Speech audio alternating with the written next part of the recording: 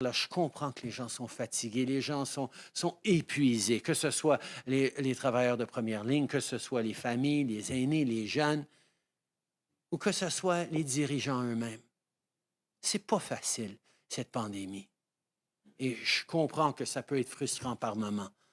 Mais en tant que gouvernement fédéral, on a été là pour les gens, on a été là pour les provinces et les territoires, et on va continuer d'être là en faisant tout ce qu'on peut pour livrer le plus grand nombre de vaccins le plus rapidement possible pour passer à travers tous ensemble.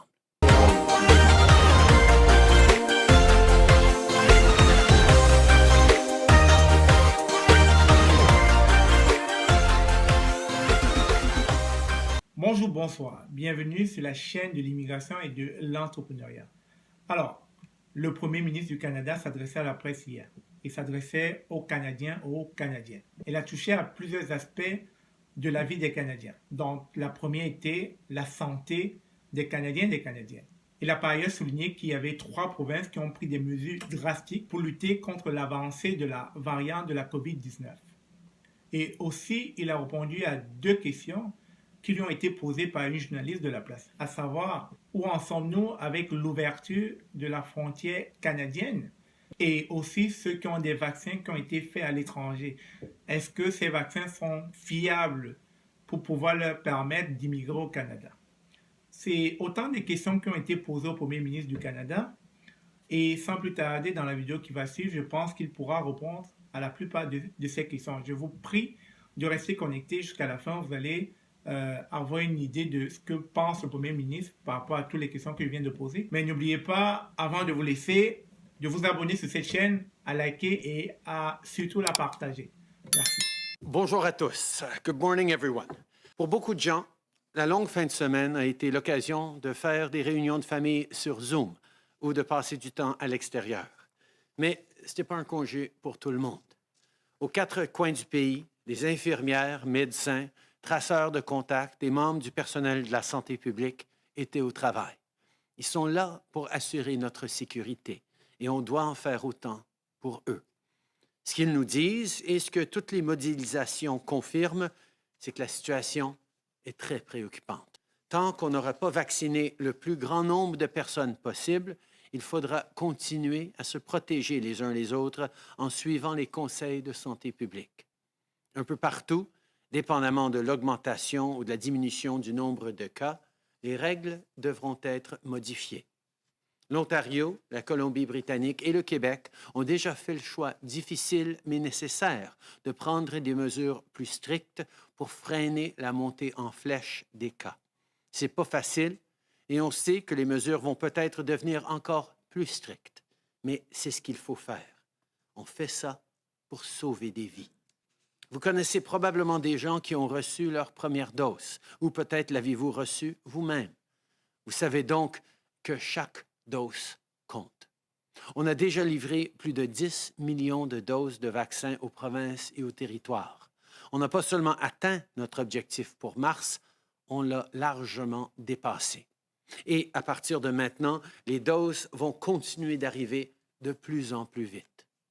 Ce mois-ci et le mois prochain, on va recevoir plus d'1 million de doses par semaine de Pfizer seulement, en plus des livraisons de Moderna et AstraZeneca. Plus tard ce mois-ci, Janssen va aussi commencer à livrer son vaccin au Canada et comme je l'ai dit la semaine dernière, Pfizer a confirmé qu'ils allaient devancer 5 millions de doses pour juin. Ces doses étaient prévues pour la fin de l'été. On va maintenant les recevoir plus tôt. La ministre Anand et son équipe, ainsi que l'Agence de la santé publique du Canada, travaillent sans relâche pour devancer et coordonner les livraisons. On fait tout ce qu'il faut pour que les vaccins puissent être administrés le plus rapidement possible. Tout comme le premier versement, l'investissement de 700 millions de dollars annoncé aujourd'hui dans le cadre de l'accord sur la relance sécuritaire permettra d'assurer la sécurité des gens et d'aider les familles et les petites entreprises à traverser cette tempête. De tout l'argent investi au Canada pour lutter contre cette pandémie, 8 $ sur 10 provient du gouvernement fédéral. On veut aider les gens à traverser cette crise et faire en sorte que notre pays soit en bonne position pour rebâtir en mieux. Ma question est pour vous, M. Trudeau, mais peut-être que la ministre Haïdou voudra rajouter quelque chose. Je voulais savoir où vous en êtes dans votre réflexion sur le passeport vaccinal, surtout pour ce qui est de la situation avec les États-Unis. On a vu que la CDC a changé ses règles récemment pour les voyages en disant que les gens qui sont complètement vaccinés sont très peu à risque.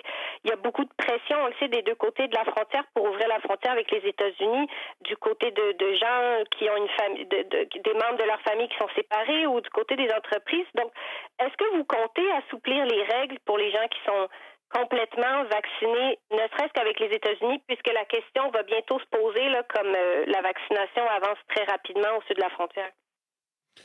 Non, merci pour la question, Marie. Je sais qu'il y a plein de gens qui pensent à ce qu'ils pourraient faire cet été, à reprendre des voyages, des visites de famille, mais on n'est pas là encore, évidemment. On est dans une troisième vague qui est extrêmement sérieuse et les gens doivent faire énormément attention pendant les semaines à venir pour vraiment aplatir la courbe. C'est la grande priorité.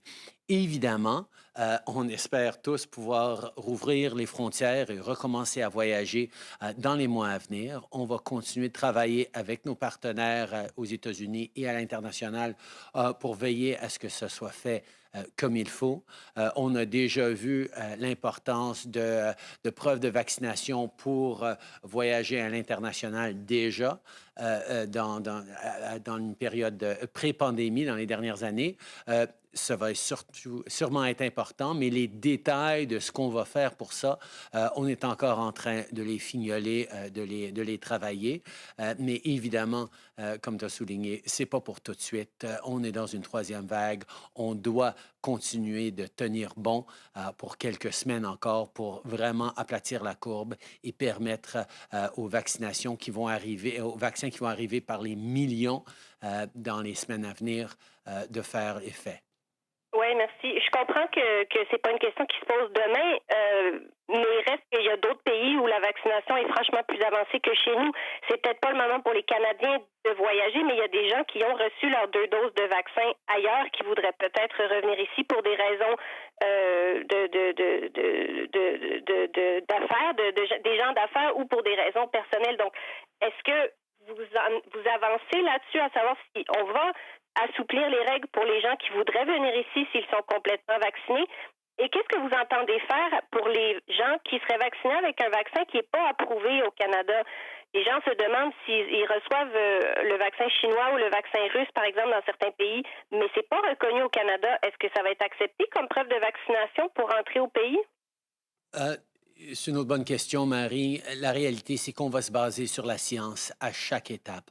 On va regarder les études, on va continuer de coordonner avec nos partenaires comme les États-Unis qui pourraient vouloir faire des mouvements avant nous, mais on va s'assurer de faire ce qui est nécessaire pour protéger les Canadiens à chaque étape.